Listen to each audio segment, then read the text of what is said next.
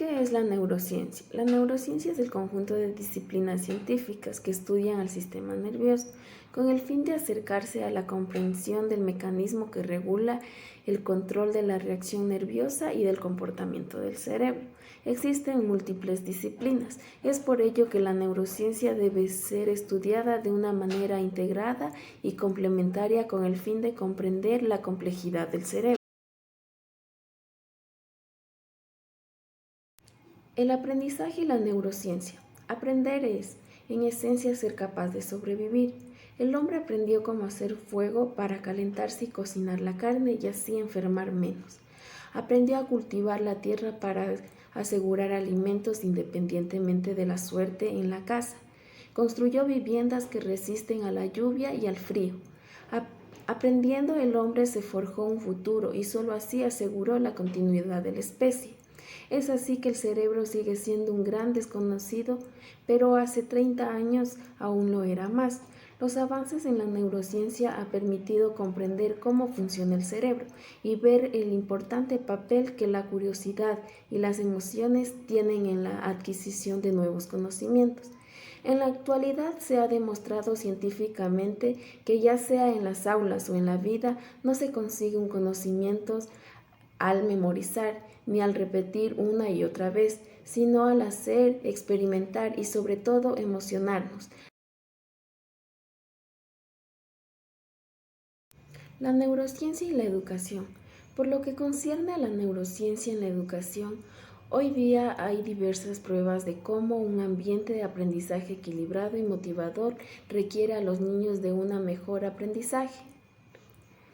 Es por ello que los niños aprenden socialmente, construyendo activamente la comprensión y los significados a través de la interacción activa y dinámica con el entorno físico, social y emocional, con los cuales entran en contacto.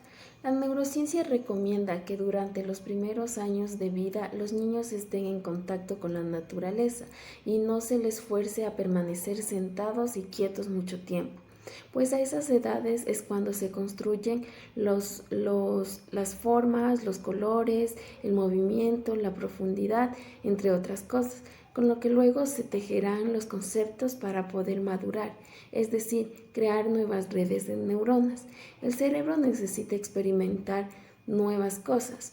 De los 10 a 12 años, en cambio, el cerebro está específicamente receptivo a través de aptitudes, por lo que es el momento de potenciar la comprensión de un texto y de que aprendan a razonar de forma matemática. En la adolescencia el cerebro es plenamente emocional y choca con el actual modelo educativo que en esta etapa les obliga a aprender biología, física, química, materias totalmente racionales, no emocionales. Por poner un ejemplo, muchas personas han olvidado el nombre de los reyes Godas o la fórmula para calcular la velocidad de la caída de un cuerpo, pero en cambio recuerdan lo divertidas que eran las clases de ese profesor en especial. Puede ser de matemática, lenguaje, historia, cada uno tiene su profesor especial que despertaba su interés con ejercicios prácticos o historias sobre cada tema. Fue el quien consiguió despertar tu atención e interés y por el que decidiste estudiar lo que estás estudiando. Las emociones es fundamental en el aprendizaje, para quien enseña y para quien aprende. Ese profesor hizo que la información en clase la captemos por medio de nuestros sentidos y para que después pasara por el sistema límbico o cerebro emocional antes de ser enviada a la corteza cerebral, en cambio, encargada de los procesos cognitivos. Dentro del sistema límbico, la amígdala activa tiene una función esencial, es una de las partes más primitivas del cerebro y se activa ante eventos que considera importante para la supervivencia.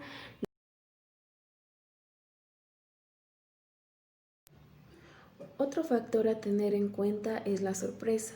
pues que activa la amígdala. El cerebro es un órgano al que le gusta procesar patrones, entender cosas que se repitan siempre en la misma forma.